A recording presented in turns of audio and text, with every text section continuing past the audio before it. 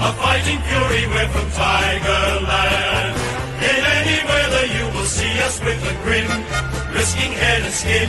If we're behind, then never mind, we'll fight and win, for we're from Tigerland. We never weaken till the final siren's gone. Good evening, Tigercast fans. Sorry, T. I know you're shaking your head at me. I'm sorry. I'll change it in the off-season. I'll have it fixed for 2026. And it must have been in the dead of winter because I look pale as fuck. Like, literally, like I'm a corpse. That's what I look like. We'll get it updated for 2026. But welcome to the very last team selection live show for Richmond season. I'm not sure why we would do a live show like this for any other team, but you never know. But welcome to the last one for the Richmond season, being round 24 this week against the Cats. We've got Tigs back on board. Tigs, firstly, welcome back and hope you're feeling a bit better. Yeah, it's hard, guys. It's with this thing, I have good weeks and bad weeks. And last week was a bad week. This week it seems to be I seem to be a lot better. So hopefully it's going in it goes in waves. It's generally, if anything just comes out of the blue in my life, like we had a couple of family gatherings which I couldn't attend, that triggers the injury that I have. So but I'm all good. I'm not going to wallow in. Have a look at this, lads. I got myself a fresh cut. Jeez, mate, fresh cut. Yeah, fresh cut. So all good. Yeah, all the good. lightning bolt in the side of the hair or anything like that? Mate, yeah, I went to fade. My youngest said, "Dad, get the fade." I said, "All right, you get it. I'll get a fade." So all good. Very good. Geez, your Roxy internet's killing me. The stuttering of it. Jesus Christ. What, am I stuttering? For me, I'm silky smooth, brother. Well, maybe it might be silky smooth on everyone else's end. That would be the best outcome, and maybe it's my end. Well, but good to have you back on board with the Roxburgh Park cops a bad whack, mate. It is a good little suburb, mate, in the northern suburbs. You can the best kebabs in Australia in my backyard. I'll be honest with you. So very, very lucky. I've seen there's actually a little dessert or cake shop somewhere in Roxy Park as well that gets quite a bit of love and attention on socials. Yeah, my wife goes that all the time. I've forgotten its name. It's right in my head, but I can't access it. But yeah, my wife goes there, to get the birthday shit and all that sort of stuff. Yeah, and I'll try and if I look good, I'll have to try and find it. But we'll get started. There you go. It is stuttering for other people. That's right. It might fix itself up. He can hear you fine. Well, yeah, he can hear you fine. Well, that's important because I'm an ugly bloke. So you can hear me all right. That's all right. We'll kick off. Obviously, the news has now been officially finalised with Camden Macintosh. He's not retiring. He just won't be playing at Richmond next year with the contract not being renewed. And I guess those ones are handled a little bit differently. There's a lot of talk about why did it take so long to come out and this, that, and the other. And I suppose maybe his manager maybe wanted it to be out a little bit sooner to show that he's still available. There's a whole raft of things, but that's to one side. I know you've been a big fan of Camden's. I think we all have. I mean, I know there's been some up and down moments on the field along the way, but honestly, you won't come across a more Richmond man than Camden Macintosh. The way he sacrificed his game for the club relentlessly, like guarding the corridor, guarding the wings. He was like him doing that. Doesn't get stats for it, but it was such a pivotal part to play in our success. Would often win one on twos that he had no right to win. Kick some clutch goals in finals, and just seems like an all-round genuine good bloke. And it would be obviously nice to be able to get there and send him off and say farewell. I'm tipping there's going to be a shitload of headbands in the crowd this weekend. But what are your thoughts on Camden Macintosh and at the Tigers? First, I'll talk about for anyone that's a bit worried that did this just drop on Camden? Is it? Now, this has been common knowledge I hate using the term for those in the know, but I've shared it with you guys months ago that he's already known this. He's had time to prepare for this. There's a reason. We've explained the reasons why we're not giving him another slot, even though he's form based on what the list we have at this stage warrants it, probably another year. So he's from what I got told, and it's my guy's been accurate so far. He will be going to another club. Like I sort of said, it's not a retirement. So my tip is probably a WA club is probably what he'll get to, something like a Freo or West Coast. The Smoky I heard also is Port. someone that needs that, See, the thing with Camden, I want to talk about the player. I always celebrate, you don't have to be the highest skilled. You just got to get the most out of yourself, and he did that. He's one of the rare players that can leave. If he doesn't get to another club, which I highly doubt, I think he will, he knows that he gave everything to Richmond. We all know he's given everything to Richmond. Yeah, he had his limitations, but he played within those limitations. That's why he was so valuable. I remember a game at the G that I was at about 3-4 years ago, and I just saw him patrolling that wing, and he was doing all this unrewarded running just to stop the kick down the line. And he does it time and time again, just to block that space. And, he won't get a stat for it, but, if you go to games, you see it. To me, he's a champ. That's what I classify as a champion. It's not the great players that are always champions. He will go down as a champion of the football club, and he's got the rewards for it with the multiple premierships. So I'm wrapped. I think as well, his character is probably a big highlight too. I mean, you look at the grand final that he missed and the circumstances around that. It would have been quite easy and maybe even quite common for a player to sort of get a bit pissy about that and go into their shell and maybe walk away from the club or be a bit dirty about it. And maybe he naturally would have been upset. But the fight back from him to show that he deserves to be in the side, this, that, and the other. He showed a lot of grit and determination, and like you said, got everything out of himself with the club. And I'm wrapped that he's got 2 premiership medals to go with it. And he's the type of bloke that if he was ever in a pub around Richmond, I don't think he'd have to buy a beer himself. I reckon there'll be enough Richmond people around that'll shout him a beer and look after him. Yeah, and that's what I mean. Like, Dad, you mentioned he's a champion. Don't get carried away with it. Champion to me is someone that is invaluable to the club, right? And he was. His role, very much like Lambert. They weren't very highly. They weren't the pinnacle. You would say the top 3, 4, 5 players on our list. But what they did won us football games. Particularly too with Camden too. He was a culture driver. He bound players together. If you've seen his videos on TikTok, particularly like it was highlighted the scooter one, maybe, Oh, shit, that was funny. Seen that. I've seen it many times, and it always gives me a smile. That for me is a champion. Someone that bleeds for the club and works his ass off for the club. Zero ego with Camden, which is brilliant. Which is brilliant. Yep. So we'll obviously all get out to the G on this weekend to say farewell, and hopefully they can put in a ripper performance for him. Albeit we're going to be up against it a little bit against the Cats, but you just want him to have a crack for the 4 quarters for him, which I'm sure we'll touch on shortly. But you just want him to actually give a shit. Like a game against North Melbourne, that lack of pressure, you don't want to repeat. You just do not want to repeat of that. Yeah, you're going to get smashed by a better side, but you want to be chasing the ball. You want to be chasing every contest. You want to be putting your head over the ball. That's all we want. That's all we want to see. Yeah, it's all about, as the cliche goes, it's all about the response for this week. But not that we want to dwell on the North Melbourne game too much, but what were your thoughts, good, bad, and ugly, in relation to the North game? Yeah, look, first point, like the first quarter when we were up, I tweeted out, look, it's not a good sign. I said, they've had 20 inside 50s to our 10, and the scoreboard's sticking our way, but you could see the warning signs in the first corner that we're getting it, because I seriously believe this.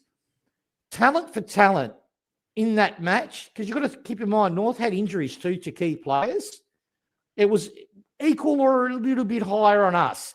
Yeah, our way in relation to the senior experience we had, keeping aside Vlauston's injury and the effect that had on us. The warning signs was before Vlauston got injured. We just went in there thinking, I don't know, maybe it's going to happen. We should win this game. The game's going our way. We're scoring with minimal effort, and that minimal effort stayed with us.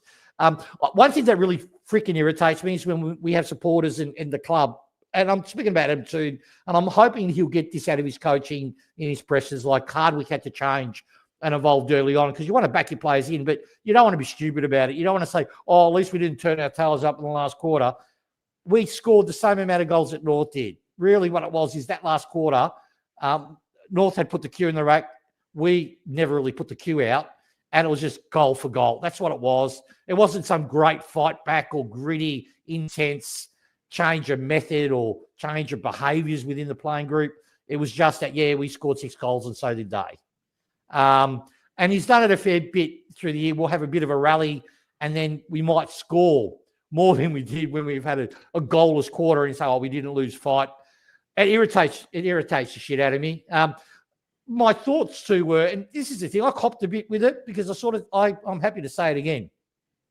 That game was worse to me than the 216 Sydney game. And I'll explain why. We had more experience in the midfield and we had more experience in the back line than we did in 2016. You've got to remember how young we were in 2016 to compare to how we were in relation to we had Cochin, he was still quite young. Martin was still quite young, though they were starting to hit into their prime. Rance, Grimes, so on and so forth. So we had a lot of quality, but they were, would you use the words kids? I think they were at their 50, 55 game mark at that stage, or even a little bit more. Someone wants to correct me, but we had experience and there was no system.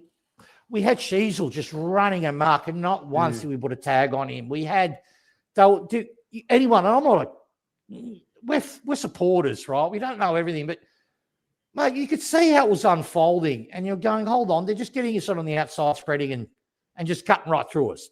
So why didn't we do something? Why don't we try to, flood or just create a different look to the game, make it a drawn out, get them to chip the ball instead of cutting us up. And we did nothing. And it was like the coaches had just signed off and the players just signed off. That's what it looked like to me. That's why I mentioned it was, to me, a pathetic performance because we're better than that. We'll talk about we'll talk about the season review at next week, and also I'll drop a few names and from what I've got next week. But we'll talk about what our scores are. But I rate the season positively. I'm not an anti-Adam. People seem to think I'm anti-Adam. I'm not, right? But unlike some, I don't ignore the fact that the bloke's a rookie coach. He's a rookie, so he's going to make blunders. And it's okay to say, you know what, he had a dog day. He's had some good days and he's had some dog days. But his tactical nous at the moment is seriously lacking compared to his contemporaries. Now, that's okay.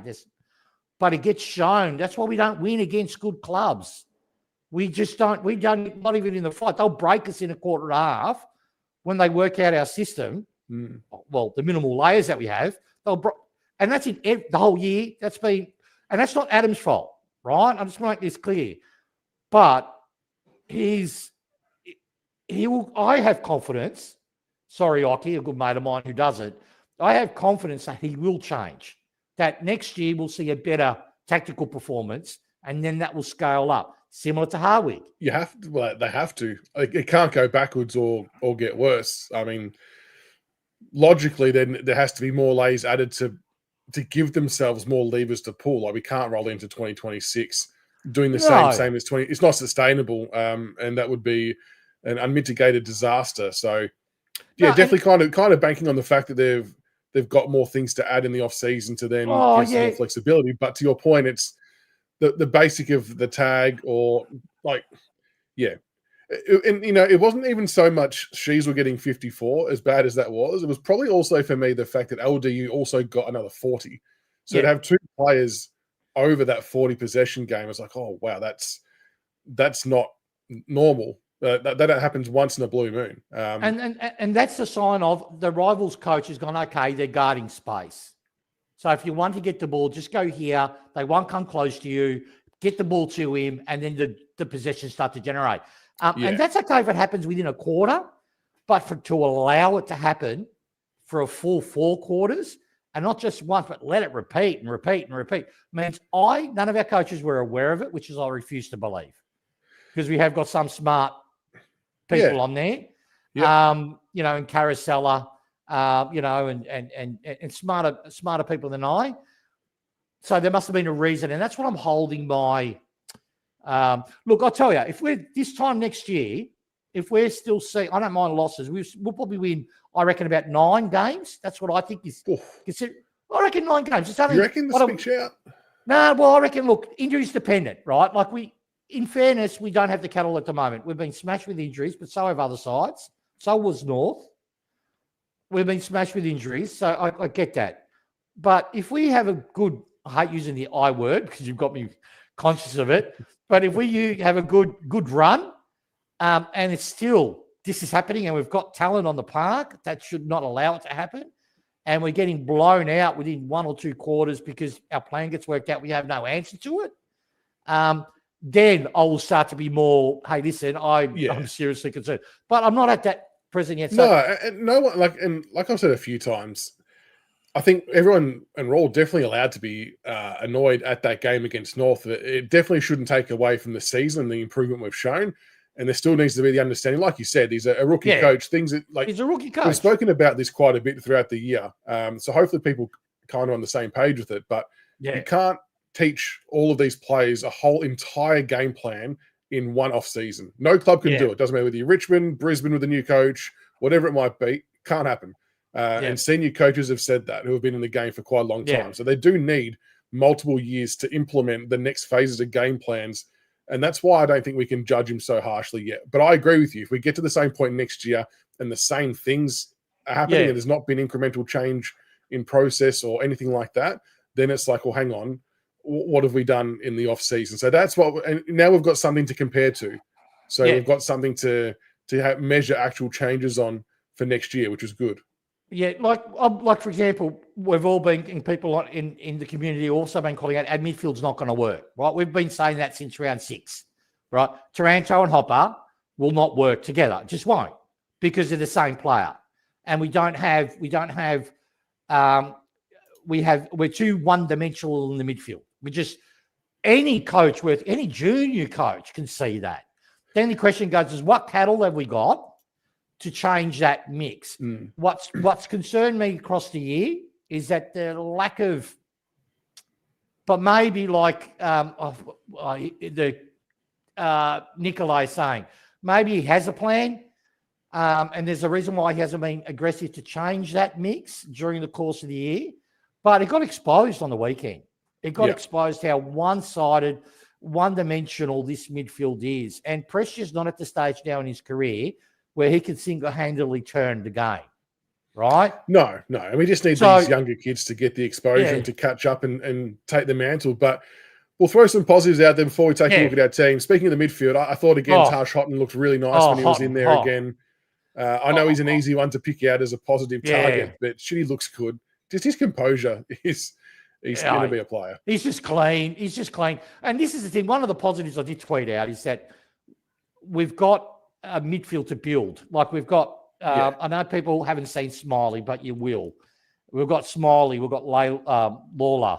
I nearly said Lawler. We've got Houghton, right? And then we've got Prestia and you've got Taranto or Hopper, one of the two. If we go in the first game against Carlton next year and it's Taranto and Hopper, I'll fair dinkum spew up.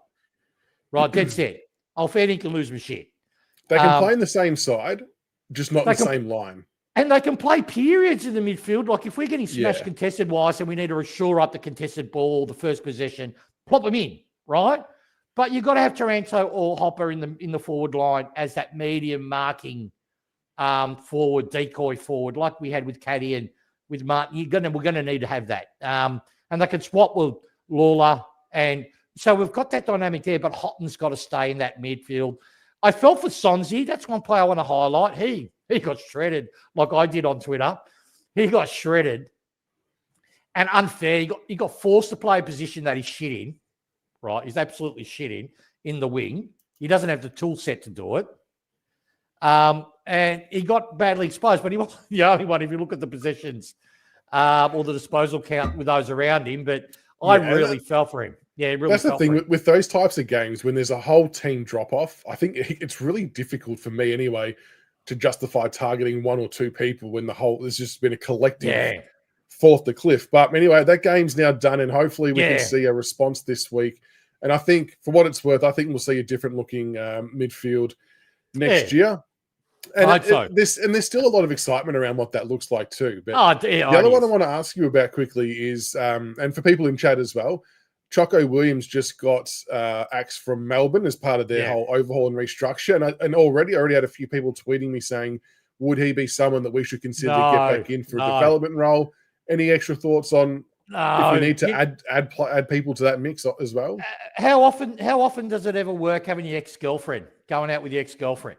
Right? No, he's had his time at the club. And look, you knew I told you a lot of inside shit that happened when he was at the club, if you recall back. That was proven all true when it came out in the media. So, I wouldn't touch it with a 10-foot barge pole. In saying that, I don't dislike Williams as a bloke, but, no. The last thing we need is someone that can overpower our coach with really forceful opinions. We don't want that again. What we need to be looking at now, people are going to scream at me, right? But seriously, what we need to look at to shore up Adam's lack of tactical nous, we need to look at people like Simpson.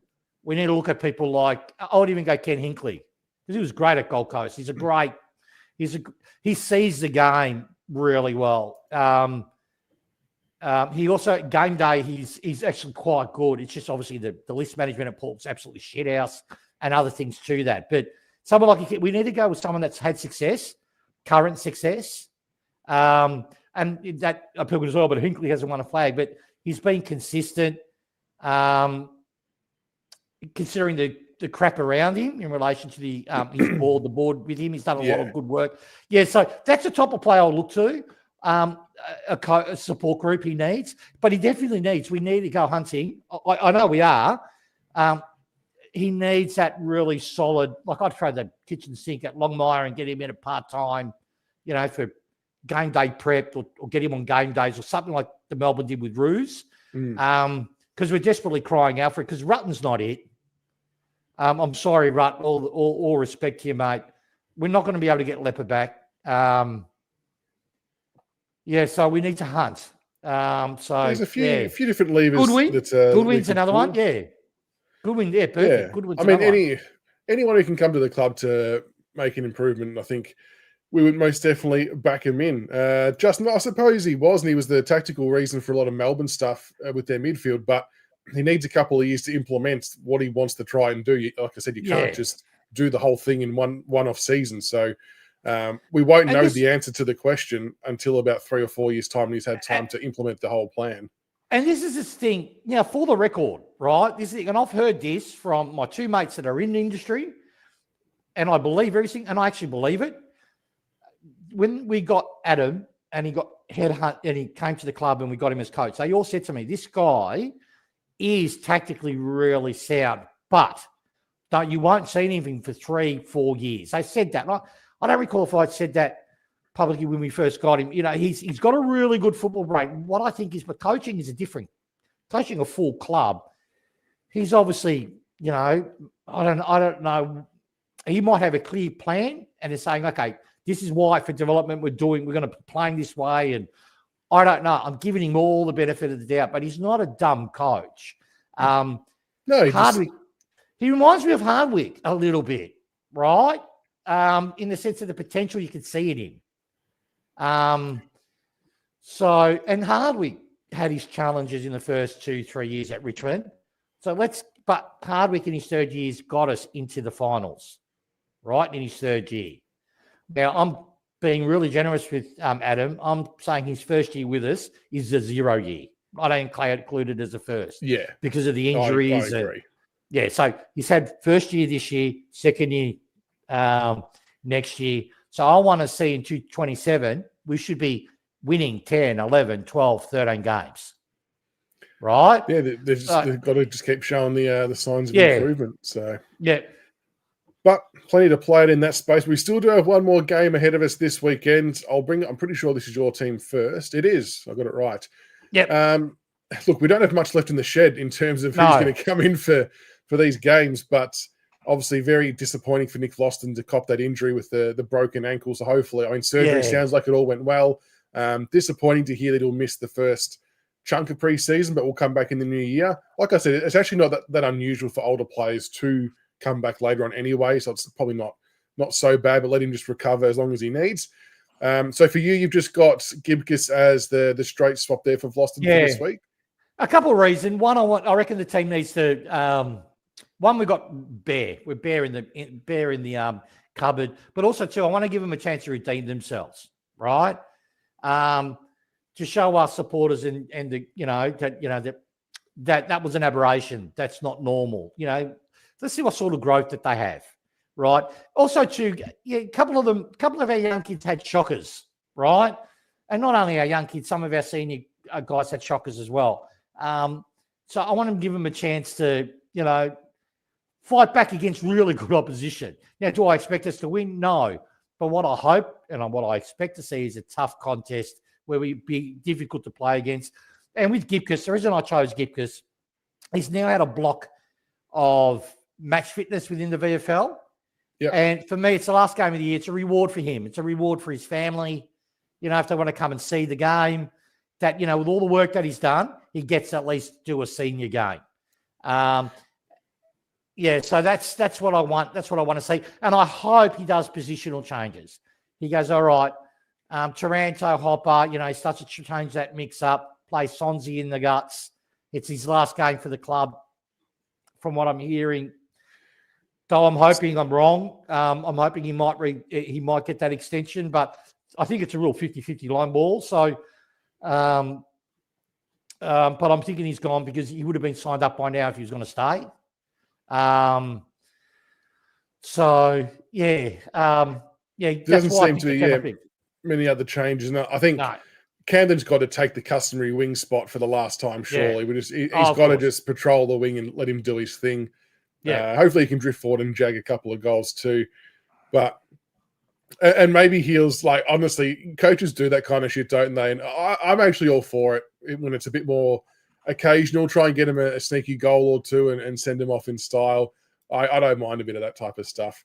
But yeah, I think that team's not far off the mark of where it might end up. I went one extra change, and I actually went and rejigged some positions to what I hope we see from the centre bounce, which might have some talking points amongst it. But I've got Vlosten out, and I've got Steely Green out, only because I want to see Luke Traynor in. And I've gone Josh Gibcus as well, much for the same reasons as you. I think mentally, more than anything, for him to believe in his body again, I think it's actually an important step for him to take to come back and play. But I've thrown some magnets around. I've gone K-Mac on the wing because, like I said, it's his position. But I would go the starting midfield of Nankervis, Houghton, Morris Jr. and Jacob Hopper. Tim Taranto can start on the half-forward line. Presti can come off the bench, and everything else is pretty well much the same. But just throw shit around, mix and match. And, like, we're probably going to, like, I don't expect us to win anyway. And I don't want that to sound defeatist, but I would rather see a midfield something like that for a prolonged period and then roll your Seth Campbells and whoever else in there. And then you can have Hopper and Taranto swap or a three-way swap with Dion Presti. I think that's where we have to kind of get to, some type of three-way rotation. And this is where maybe the fifth interchange player next year, if it comes through, could be handy, because they could be in a three-way rotation, and that gives us more exposure and more minutes to some of the younger kids in the midfield. But trying to be mindful as well that a lot of these kids still won't be at a physical level to play full midfield minutes. They just won't be. I mean, Taj only played about 65% game time last week. So they won't be up to it just yet. But if you can expose them early, give them some more minutes and then rotate it around, and we'll obviously just see what happens from there. But and look, Gibcus, look, they may not go with him. I guess Blight's available as well, but I just don't think we'll pick him. I do really hope to see Josh Gibcus out there. And I don't really care if he only touches it 4 or 5 times, as long as he defends well and gets through the game. I think that'll be a big tick for him in what's been a really difficult couple of years. I was thinking when I was getting prepared for the show, one of the chances that we might have is the last round of every year against finalists always throw up a weird game. And the reason it does, the Geelong boys will be going, I want to play next week or the first week of finals. So they're not going to be playing with the same gusto that they'll normally play. Right? Usually that's right. The problem is that this year, all of these last games, Geelong need to win, otherwise Brisbane could pass them. So that's what I mean. That luxury. Yeah, but they might go hard for a quarter or so, and then get a good 20 point, 25 point, and then go into that, let's get prepared for next year. I mean, just manage the lead. And then if we're good enough, you're 5% off, even a shit team can take you over the top. So what I want our boys to do is to hurt the opposition. That's what I want. I don't want thuggery. Let's before people start insulting me on Twitter, but I want them to hurt the opposition. What I mean is, if they see Ian Stewart, line him up, and he can do a legal bump him. If you see a contest where you're going to go slam it in to get the ball, start doing that early. Get it in their heads that shit, I might do a collarbone, or I might get bruised ribs. That for me is the only chance we have, that they go, oh shit. The other thing we have is if we go with this 3 tall forward line, it actually might work against Geelong if we get them enough clean supply, because they don't have really tall defenders to go with it. So it depends on where Blitzarves plays as well, because he might drift. He kind of plays everywhere and everywhere. But yeah, it'd be interesting to see what we do. And they interviewed Tom Lynch after the game last week, and I know it's a very media spoken answer, but he said they're going to throw the kitchen sink at Geelong, and I hope they do. Like you said, I hope so. Leave nothing on the field. It's your last game. Have a red hot crack for 4 quarters, and whatever the result is, the result is. But I think the last thing as supporters we want to see, we don't want to see him just coast and go through the motions. Like, we get it. It's a long season.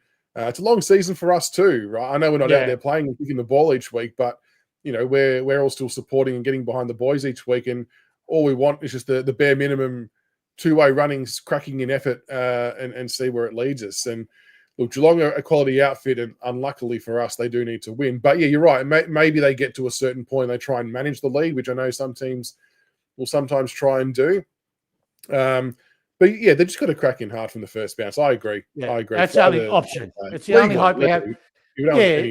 Nothing stupid, but just show you come to play with intent, that we're here. You're going to have to play well to beat us, and that's all we can ask for. Every mark you're getting slammed in the back legally. Every tackle you're getting driven into the ground legally.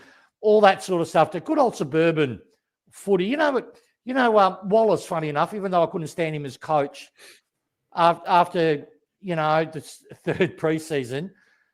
He did do one thing really well. He always had the clutch ball, the clutch game, and our players back then respond. Said, "This is the one game we're going to win, and we have to win it, and this is the reason why we've got to win it."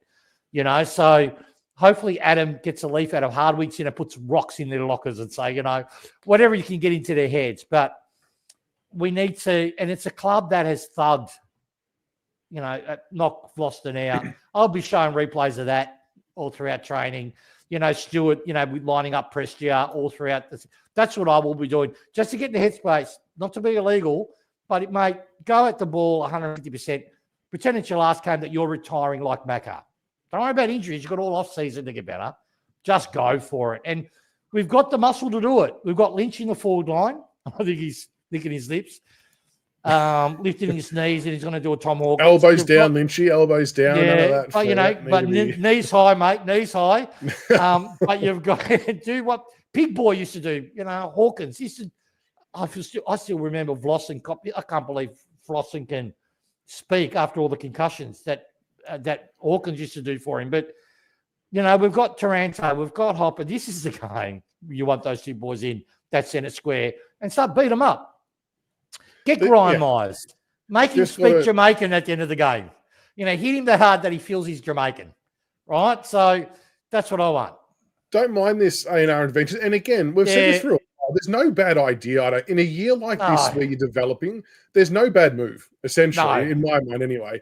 But the question was, is it worth putting Nank in the forward line for a bit and have Bolter in the ruck just for the last game? Look, I think there's merit to it. And the reason why I think it might be something we have to seriously consider next year, I'm just fractionally worried about the new Tom Sims injury with the navicular. Like, that's not a great injury to have, and it can be a bit prolonged and a bit of a nag and a pain in the ass. So I don't know how much reliance. I know it's a long time until now in round one next year. And it's only an overextended elbow, really. It's not a... Well, no, but he's also got the foot injury too. He's got that navicular in the foot that he's got to get operated on. That's the one that's more concerning. Okay. But I really like Bolter as the headless chook second ruckman.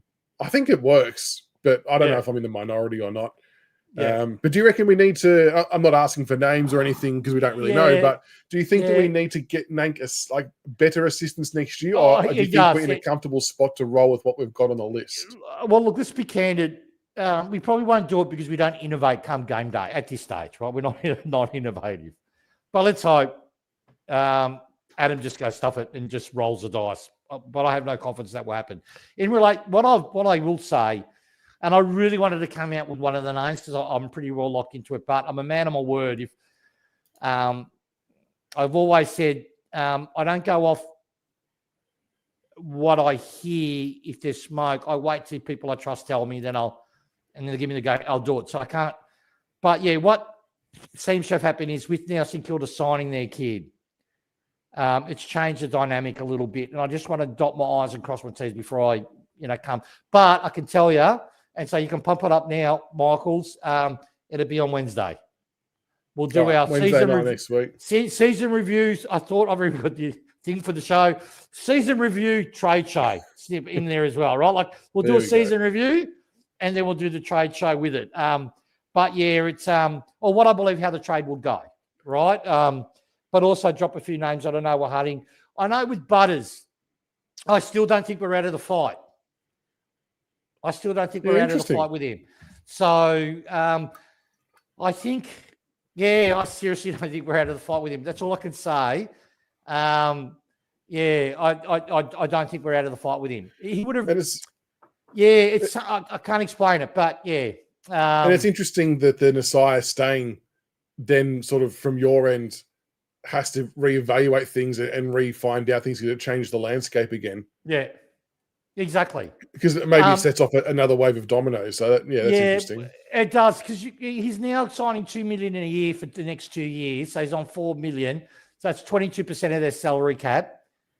It's going to – I've got – and this I fucking hope I'm wrong, but I hear names like Steele and we're looking for that bridge player. And I'm hoping it's true, 24 to 26 to 28, probably cap. Steele's older than that. But we are going to get 2 players in at minimum.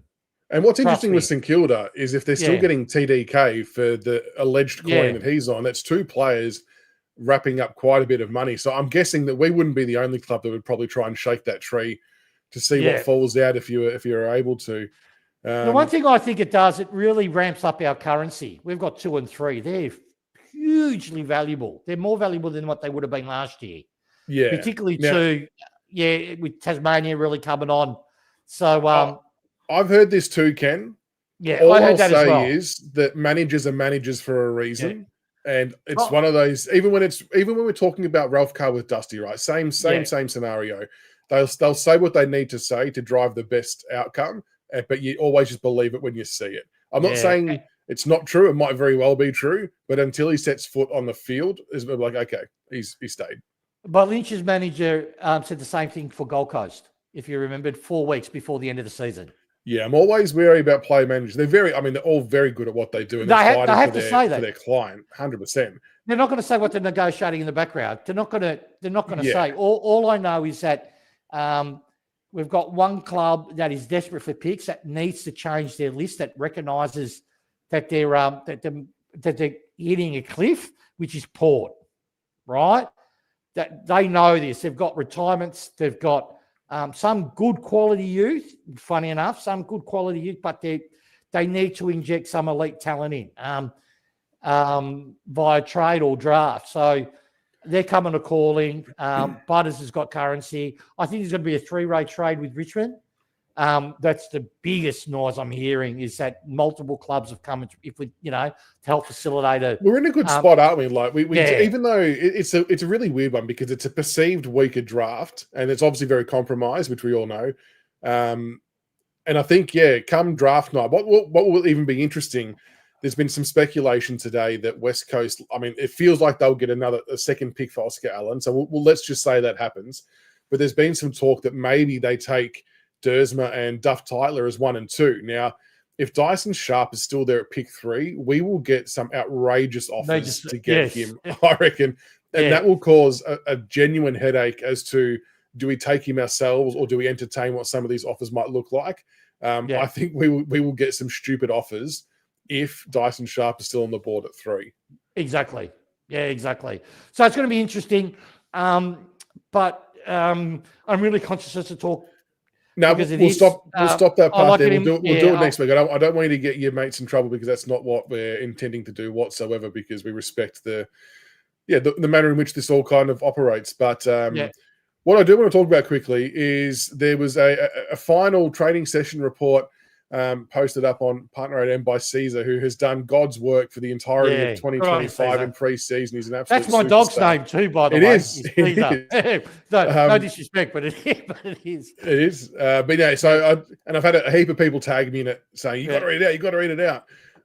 So again, shout out to Caesar on Partner 8M. He's an absolute superstar, and I've had plenty of great DMs with him over the year, and I look forward to hopefully catching up with him at some point at Punt Road. But the big one at the top of his list was Josh Smiley, was out there. I'll just read it so I don't mess up what was written. Today, he completed the full main training and looked impressive, mainly early before fatigue started to catch up with him. Had a lunge tackle to bring down Seth Campbell and another decent chase of the same player, and some visionary handballs. One 20-metre one on his left hand in traffic to a player in the open who didn't have to break stride. He finished off the session with his roll mastery with Carousella and Lonigan. 4 poles on the ground, tightly spaced, weaving in and out, continually being thrown the ball in the process of dishing off handballs, basically trying to simulate keeping on the move through traffic. And then, he believes, Serple, when he says that if the VFL progress to past and into finals and he becomes available, that he could get rolled out. So I guess what I want to know from everyone in chat and from yourself, Tigs, if we do progress through wildcard week in VFL and we do make it another 1 or 2 weeks, whatever that might look like, if Josh Smiley ticks all of the boxes that are relevant to fitness and whatever it is, you would be okay rolling him out? I personally would. I'd get him out there and let the boy play, but keen to hear what everyone else thinks as well.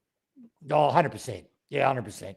He's a Ferrari. It's sad that a lot of the Tiger supporters don't know what we have, and it's because of obviously the season he's had, right? You'll see it and it's going to be mint. I've not used that word for years, but chef kiss, it is. It is.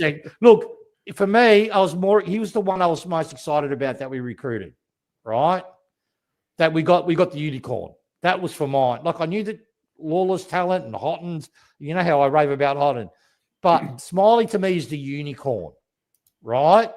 So he's good below his knees and he's 6'8". He's big boy. He's going to get bigger. He's going to be taller. Oh, he's just so valuable. Yeah, no, he's going to be great.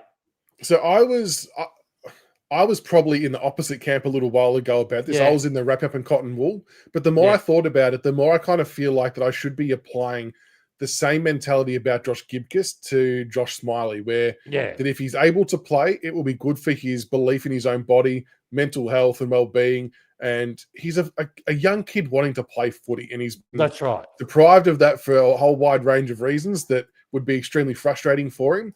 So if he does tick the boxes and do all the right things, and I think we unleash him. And I'm guessing it'll be managed minutes of some description at the VFL, but he can make a difference too. Like, he's a quality player. So you're adding someone in, you're actually giving the VFL team another chance to they'll get have a quality player out there. Oh, they'll get someone that will, the talk you'll give, the leadership you would, because he's a natural leader.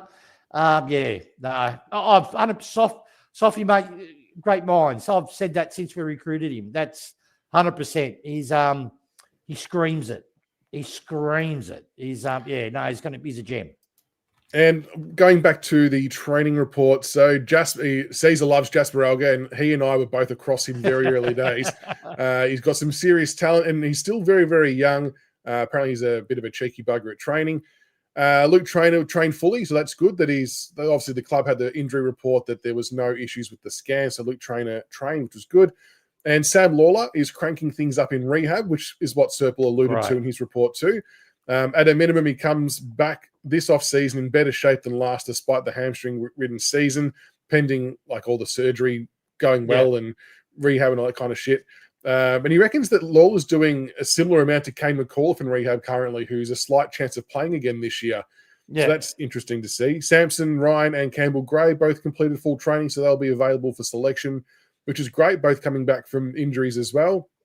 And Hugo Ralsmith was another one who's done some sessions too. And Lafau looked good as well. So, when we're talking about VFL land, and obviously they've got a bit more football ahead of them than what the seniors do, but getting Lafau back in, getting Campbell Gray back, even Samson Ryan, simply because we've got no ruckman left, it's starting to look okay for the VFL team. I would, if Bolter qualifies, put him in the VFL. I would say to him, mate, because of the year that you've had, if the VFL get in on the wild card and you qualify, he gets to play too. Further to that, I agree. Tash Houghton could be another one that might be able to get an exempt to play. I'd roll him out there too, because you're not playing on shit grounds, right? You're playing on good quality grounds, and it's finals exposure. It's more footy. I'd be all for Taj playing. Even I reckon James Trezise might be a sneaky chance to be eligible, depending on how many games he had to play. But I think Bolter would almost certainly be qualified to play VFL. Yeah, exactly. No, I agree with you. So that'll be interesting to see what we do in that space. But that's probably a wrap for tonight, unless there's anything else we need to discuss. Oh, actually, the other one I'll get your thoughts on, because it's only come out very recently. Obviously, there was a bit of talk about us selling some games to Tassie recently, and now there's fresh talk about selling some a game to the SCG to play the Giants up there just for next year. What's your take on that? Look, the first when I read it, the Tassie one made sense to me to grow our market, right? I was all for it. I said, we've got Richmond supporters in Tasmania. It makes sense to me for our own community. You've got supporters that, live in Tasmania. You saw the result against, there was more Tiger supporters than there were North supporters, and North has been there for, 4 years. So they deserve to see Tigers more than they are live. And so I was happy to give, do it.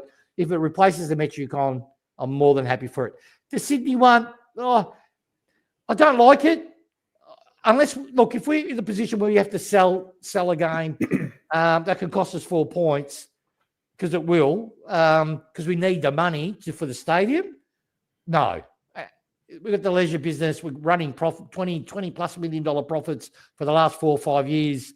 No, that doesn't pass a sniff test with me.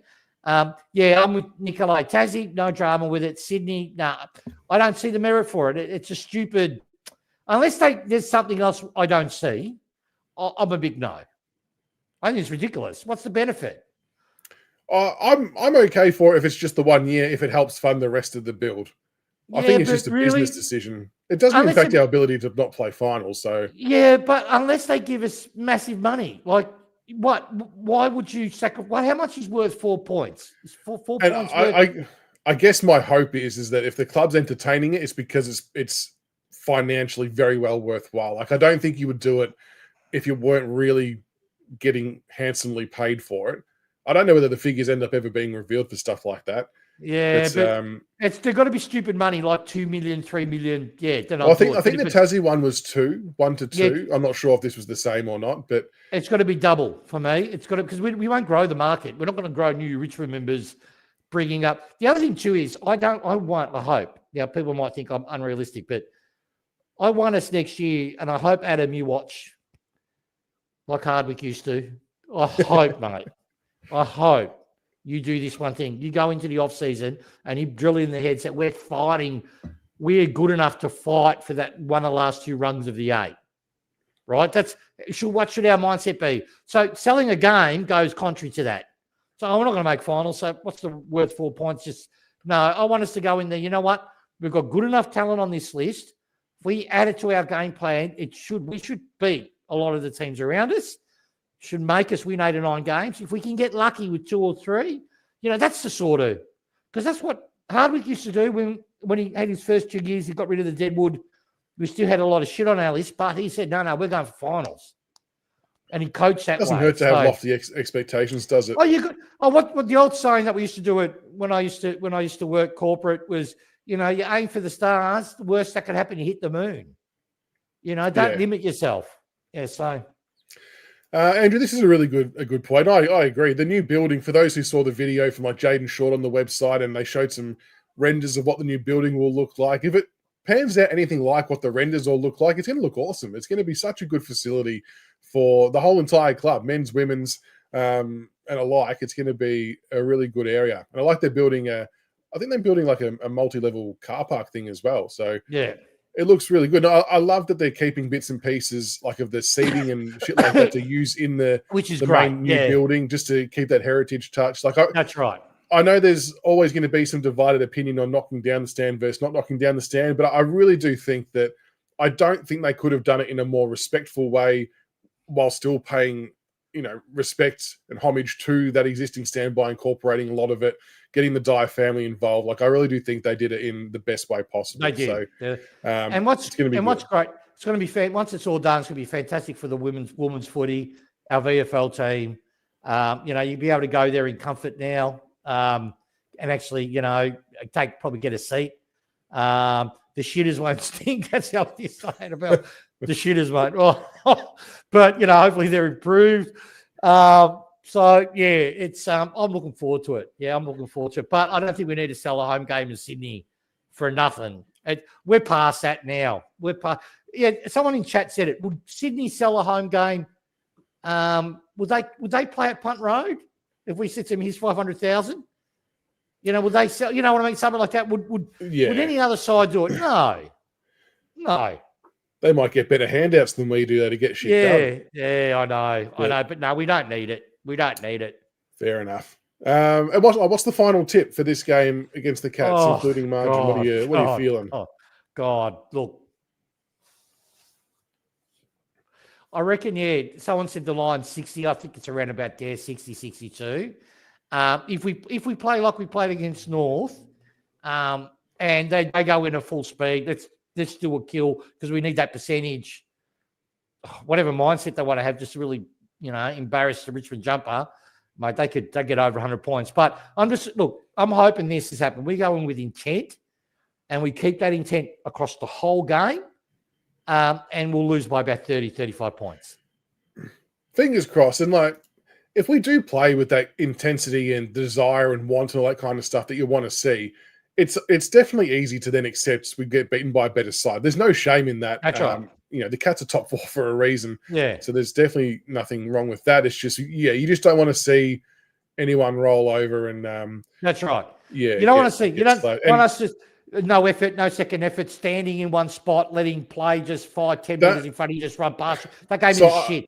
Yeah. So there was a couple of times I saw that a centre bounce had occurred, and the ball sort of ping-ponged around and went North Melbourne's way, and then the camera kind of then went behind the goals, and then what you could see was like Taranto, Hopper and Coates standing flat-footed in the middle, while LDU and Sheasel are running forward of the ball unopposed. Like that can't happen. Like, I know it's a long season, I get it, but we just can't be doing that this week. And I know, like, I still think we need to tick one more box for the year, and that's not to lose a game by 100 points. I know that's, we're setting the bar low, but to me, that would be a good result, all things considered, to not drop a game by 100, given other teams have, given where we're at and where other teams are at.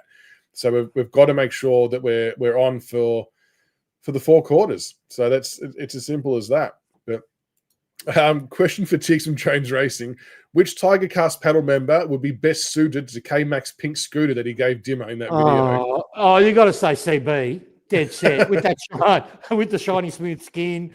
I think he waxes his legs. Is that right, CB? Because you return to form in your sport. No, he's definitely the pink scooter material. Yeah, 100%.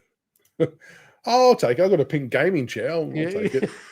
Well, mate, I'm not averse to pink. No, it's not the colour, but I could see him in that little scooter going to the oval. Yeah, he would. After he's been in the solarium. Oh yeah, he's green. He doesn't like diesel. We'll go there with his little scooter, and no. That's interesting on Phil that Koch has interviewed Marlon Pickett in the recent podcast. I'll have to check that out. I've got to check that out. He's done some good interviews, Koch. Some really, really good ones. Yeah, and he does it with different. He did it with Sam Newman. Yeah. So he'll pick even if you're a cooker or not a cooker, whatever define a cooker as. If you've got good viewpoint, I'm waiting for him to do one with Wayne Carey. Or do one with. I'm sure he did. Oh, did he? I've got to go check his channel out. But someone correct me if I'm wrong. I just felt like I saw some snippets of a Wayne Carey one, or maybe it was someone else from North Melbourne. But I like that he goes the big controversial people as well. He's not playing it safe. He does. Yeah. He's good. That'll be a wrap for tonight. Thank you for jumping on, Tigs. Appreciate it. Oh, there you go. Dave No problem. confirmed that he has done a Wayne Carey one, so go check that I've got out. it. Yeah, I'm going to go check that out. Thank you so much, mate.